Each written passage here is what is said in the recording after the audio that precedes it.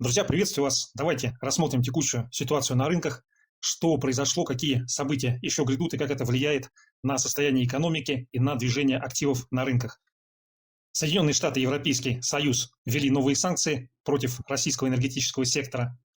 Но здесь ситуация для Соединенных Штатов и президента Дональда Трампа, она достаточно тривиальная, потому что цены на нефть ушли в депрессию, а это очень плохо для американской нефтедобычи. 60% американской нефтедобычи – это добыча сланцевой нефти и газа, и безубыточность добычи сланцевой нефти находится на уровне 65-70 долларов за баррель. Но, как сами понимаете, при ценах по бренду даже 60 и ниже, американские сланцевики находятся в убытках, а поскольку они закредитованы, это чревато. Поэтому ход Дональда Трампа, он вполне предсказуем и прогнозируем. Так, друзья, давайте по нефти посмотрим график, где свеча, годовой таймфрейм. Как мы видим по этому графику, после 2022 года наметилось движение вниз устойчивое по нефти. Так, вот квартальный график, месячный, ну и, наконец, недельный таймфрейм. Ну, как мы видим, здесь движение разворачивается в сторону роста нефти. И целевое движение 75-80 долларов за баррель. При текущих ценах американские сланцевики терпят убытки, они закредитованы. И поэтому, скорее всего, будут какие-то действия. Но вот первый этап, следующий этап – это влияние на ближневосточный регион для того, чтобы поднять цены на нефть. Какое влияние будет на ближневосточный регион со стороны Соединенных Штатов, можно только догадываться. Так, друзья, ну дневной таймфрейм по нефти. Соответственно, мы с вами видим, что здесь на самом деле формируется движение, цель которого будет в районе 75 долларов по марке Brent. Но для того, чтобы это движение успешно прошло, необходимо закрытие вот этого гэпа, возможно, какая-то проторговочка, дальше возврат в этот диапазон. Ну а дальше посмотрим, что еще придумать для того, чтобы поднять цену на нефть. Так, друзья, ну вот и здесь еще такой момент проистекает, исходя из этих введенных санкций, это негативно отражается и отразится на экономиках Китая и Индии. Ну, в общем-то, все новостные заголовки, они пестрят по поводу введенных санкций. Давайте сразу рассмотрим ключевые показатели российского фондового рынка. Так, вот дневной таймфрейм ММВБ. Как мы видим, здесь очень такой, это самый интересный ход событий, прямо как будто по мишени. Если перейдем на недельный таймфрейм, то увидим движение в рамках консолидационного диапазона, и пока как бы ужас-ужас не происходит. Но если переходим к месячному таймфрейму, здесь, в общем-то, тоже ситуация, она не патовая. Идет движение в рамках того же консолидационного диапазона, тестирования выхода за его пределы. Если ориентироваться на 4-часовой таймфрейм, то здесь как бы картина, она вообще нормальная. Получается, вот все это движение, оно себя исчерпало, и в ближайшее время весьма вероятно продолжение консолидационного движения в этом диапазоне. Здесь есть ключевой уровень 2500-2450. Вот если этот уровень будет уверенно пробит на объемах, тогда можно будет говорить о том, что российский рынок пошел искать следующую поддержку. Но пока на текущий момент таких оснований я не наблюдаю. Так, друзья, далее пара доллар-рубль, но здесь как бы смотрим, идет движение в консолидационном диапазоне, пока он притормозил, но вот цель на ближайшее время движения в районе 84. Так, друзья, далее меня просили рассмотреть Сбербанк, дневной таймфрейм. Ну, как бы Сбер, он во многом повторяет движение МВБ, потому что это ключевой гигант. Здесь произошел возврат в консолидационный диапазон, поэтому весьма вероятно в ближайший день до конца этой недели будет продолжаться вот это вот движение колебательное. На что хотел обратить внимание? Дело в том, что в текущих реалиях у Сбербанка нету драйва для роста. То есть здесь либо консолидационное движение на протяжении там, дней, недель, месяцев, или попытка потестить 280 и сходить в район 250-260. Переходя к месячному таймфрейму, вот такая картина. Сильная поддержка на 270 рублей. Соответственно, если это значение пробивается, то развивается более глубокий коррекционный откат. На текущий момент пока что оснований для этого нету. Но если продолжится подобное резвое санкционное воздействие, то вполне можем ожидать в начале следующего года, в феврале, движение вот сюда. Так, друзья, но переходя на часовик, видим, что здесь вот этот провал, который был, он себя исчерпал. И Сбербанк на текущих значениях консолидируется и будет пытаться сегодня-завтра отскочить вот сюда, вот в район 294. Опять же, здесь у нас есть локальная поддержка. Она находится в районе 284-283,5. Соответственно, пробитие этого уровня поведет на более сильные уровни поддержки. Вот, но пока то, что я вижу, что происходит сейчас, в общем-то, он уверенно проторговывается и собирается силами. Так, друзья, далее другой участник всей этой ситуации – это Лукойл. Ставлю сразу квартальный график. Ну и здесь, в общем-то, ситуация такова, что Лукойл от всех этих санкционных дел может сильнее всего пострадать, поскольку у него много заправочных сетей АЗС. Так, ну вот квартальный график неутешителен, он указывает на то, что будет продолжаться снижение. Соответственно, у этого снижения ближайшая цель должна быть в районе 5000. Если ориентироваться на месячный таймфрейм, ситуация в большей степени указывает на то, что будет консолидационное движение и что весь этот негатив он отработал. Давайте посмотрим более короткие таймфреймы. Так, ну вот неделечка у нас такая здесь фиолетовая сопля, которая указывает на то, что сбитая птица Лукойл. Так, ну а вот дневочка, она достаточно оптимистичная, она указывает на то, что этот негатив себя выработал, и он будет попытаться консолидироваться, а дальше посмотрим. Ну и так, ну вот часовой график здесь, соответственно, он консолидируется и после этого будет пытаться отскочить. Вот, но опять же здесь локально, скорее всего, эта ситуация себя выработала, но долгосрочный прогноз для Лукойла не очень оптимистичный. Так, друзья, далее Роснефть, видим здесь схожая ситуация, в общем-то провал, и в текущих значениях он пытается отторговаться, накопиться и отскочить вот сюда в район 410-412. Так, ну вот дневной таймфрейм, он, конечно, оптимистичную картинку портит, очень сильно Роснефть пролили. Но если вот переходить на месячный таймфрейм, то мы здесь видим, что вернулся график к сильной поддержке, и, соответственно, здесь для Роснефти в случае удержания текущего диапазона 370-392 она будет консолидироваться и пытаться отскочить с целью движения на 554. Но вот дневной график, он немножко путает карты, там, где свеча – это день. И, соответственно, здесь, я так думаю, для средней срока это не очень хороший вариант. Так, друзья, давайте вернемся к мировым новостям, к Америке. Вот здесь очень интересная ситуация. Госдолг США достиг 38 триллионов. Фишка заключается в том, что наиболее мощный, наиболее быстрый рост, он как раз развился, когда Трамп стал президентом.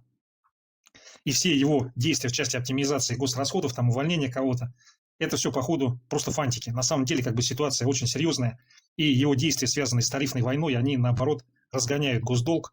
И, судя по всему, тактика, да и стратегия выбрана совершенно неправильная. Так, друзья, далее складывается очень интересная ситуация. Вот, например, отчетность, которая вышла по компании STM Micro, которая делает различные полупроводниковые контроллеры, активно используемые в промышленности, отчетность ее не внушила инвесторам оптимизма и указывает на то, что связано с практическим применением полупроводников в промышленности, оно находится в депрессирующей фазе. Но, с другой стороны, отчетность компании Besi, которая производит то, что нужно для искусственного интеллекта, оборудования для производства чипов, она очень оптимистичная. Она указывает на то, что мы вот сейчас на днях наблюдали очень интересную картину, связанную с золотом, когда из золота начали выходить крупные фонды. Так, вот такой график золота, месячный таймфрейм. Ну, здесь как бы намечается вроде как разворот. Так, ну такой красивый у нас недельный таймфрейм, формируется разворотная формация. И по идее, если здесь вот этот пузырек по золоту сдувается, то цель движения будет первой в район $3282 за тройскую унцию. Так, вот такая картина на дневочке по золоту. Но, по сути, здесь разворотная формация, у которой конечная цель движения будет, возможно, в район 3390, вот сюда, вот к этому значению. Но с учетом геополитических рисков, пока вот однозначно так утверждать, что это будет неминуемо рано. Потому что многие инвестдома, включая JP Morgan, утверждают, что путь движения в район 5-10 тысяч долларов за тройскую унцию. Ну, с моей точки зрения, это нерационально было бы его туда загонять, потому что все движения финансовых активов, они происходят волнами. Текущая волна по золоту была очень мощной, и для того, чтобы продолжать дальше зарабатывать, надо зафиксировать прибыль, разоружить мелких инвесторов и, соответственно, найти следующий актив, на который можно будет надуть пузырь. Об этом мы сейчас с вами поговорим. Существует в мире одна проблема, которая заключается в том, что количество денег, оно не становится меньше, оно только увеличивается. И поэтому, когда говорят о пузырях, что вот пузырь лопнул, денег-то меньше не становится. Просто они перераспределяются. Вот и все. И надувается новый пузырь. И кто успел, тот молодец, кто не успел, тот не молодец. Ну и по сути, на текущий момент было бы наиболее адекватно либо оставить золото на достигнутых значениях плюс-минус, либо его приспустить, возможно, даже до 3000 и ниже. И после этого начать новый разгон. Вопрос в том, в чем будет происходить этот новый разгон. Ну, здесь как бы напрашивается, во-первых, то, что связано с искусственным интеллектом. Исходя из динамики, которая происходит в компаниях, производящих оборудование для реального сектора, там, где выпускаются микросхемы, и для искусственного интеллекта, все указывает на то, что будет расти дальнейший спрос на микросхемы, связанные с искусственным интеллектом. Потому что, как бы, если растет спрос на оборудование, позволяющее его производить, то, соответственно, это указывает на средний и, возможно, долгосрочный тренд на рост той продукции, которую производит оборудование.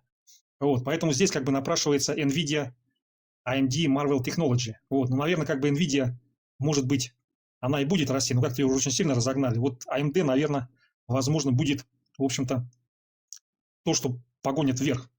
Давайте посмотрим акции AMD. Так, друзья, ну вот дневной таймфрейм по AMD он пока не особо оптимистичен. Давайте посмотрим более серьезные таймфреймы. Так, вот квартальный указывает на перехай, месячный тоже указывает на то, что, в общем-то, попытка тестирования сопротивления. И, соответственно, по этой компании для инвестиций какого-то среднесрочного удержания можно будет говорить об интересе, если она по итогам октября закроется выше этого значения и будет торговаться достаточно устойчиво выше предыдущего хая. Но опять же, если как бы рассматривать то движение, которое происходило на рынках, полупроводники, которые связаны с искусственным интеллектом, они все-таки очень долго росли. Сейчас, наверное, должно по логике вещей прийти время, то, что связано с нефтью. Да, нефти сейчас профицит, но слишком уж зажаты американские сланцевики, нефть и то, что с ней связано, давно не разгоняли, и здесь как бы напрашивается решение разогнать нефть и, соответственно, компании, которые связаны с нефтью. Но здесь по мировой нефтянке, пожалуй, надо будет отдельный выпуск сделать. Чуть позже я об этом подумаю. Так, друзья, ну вот компания Tesla и Илон Маск не перестают нас радовать. Здесь вот очень интересное лицо у Илона Маска. Во-первых, недавно показали очень высокие продажи по Тесле. Но дело в том, что существенно выросли и затраты. Еще при этом Илон Маск ведет всякие манипулятивные игры. Он хочет, чтобы ему в перспективе выписали премию $1 триллион, которая будет привязана к результатам его правления, участия в компании Tesla. Достижение в течение 5-10 лет капитализации $8,5 триллионов и производство 1 миллиона волшебных беспилотных автомобилей. Но здесь как бы два фактора. С одной стороны, этот человек успешный бизнесмен, и он все время сказку делает былью. С другой стороны, не может бесконечно идти фарт. Потому что есть китайцы, которые тоже хотят делать хорошие беспилотные автомобили. И не факт, что дешевые китайские автомобили в целом окажутся хуже по всем критериям, включая цена, чем Tesla. Давайте посмотрим акции Tesla, годовой таймфрейм, одна свеча. Вот такая красивейшая картинка. Ну, в какой-то степени она указывает на то, что акции немножко устали расти. Вам так не кажется? Так, вот квартальный таймфрейм, но здесь как бы никаких выводов сделать нельзя. Ну, а вот месячный таймфрейм очень сильно указывает на то, что весьма вероятно в обозримой перспективе будет тестирование уровня 500, пробой и попытка дальнейшего роста. Хотя, казалось бы, куда ей расти. Так, друзья, если переходить к недельному таймфрейму акций Tesla, то здесь мы видим, что вот эта консолидация, которая сейчас сформировалась, она имеет тенденции к тому, чтобы, ну, во-первых, закрыть гэп, во-вторых, сходить потестить важное для нее значение, которое находится в районе 340, вот сюда, вот к этому значению. Данное движение будет реализовано только в случае пробития 390. Вот если 390 пробивается, тогда, соответственно, следующее движение 340, возможно, даже 300. Если в ближайшей среднесрочной перспективе будет удержание этого значения, то оно здесь поторгуется и будет пытаться пробить 490-500 и закрепиться выше. Но здесь как бы два фактора роста стоимости. Это вера всех в Илона Маска. И второе, то, что, судя по всему, произошел переток движения. Золото, к нему внимание весьма вероятно будет ослаблено, либо на какое-то время смещено. И, соответственно, это может ряд других активов существенно подтащить вверх. Тесла в силу ее неординарности один из инструментов, который может оказаться в фаворе. Ну, также мы с вами посмотрели. Это нефть и то, что связано с нефтью, нефтяные компании. Возможно, Shell, Baker Hughes, надо будет отдельно посмотреть, подумать. Так, друзья, но есть еще другие там ряд моментов. Я подумаю, я либо чуть попозже их посмотрю, либо как-то там отдельно в виде шортсов или в виде телеграм-постов выпущу. Спасибо за внимание. Хорошего дня, удачных торгов и всевозможных дел. Счастливо.